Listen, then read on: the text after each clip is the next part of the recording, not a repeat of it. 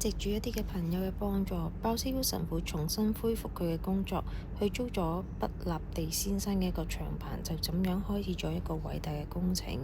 咁有一個商人就走嚟啦，鮑思高神父，不如與其租用，我將佢賣俾你啦，8萬里拉啊！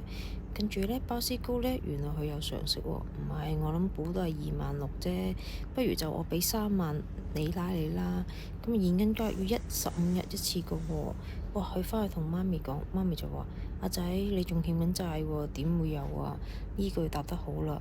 阿仔就話：媽咪，如果你有錢，你一定俾我去做天主嘅事業嘅話，佢話咁有嘅一定俾。咁何況係天主呢？何況係聖母呢？所以我哋一定要對天主有信心。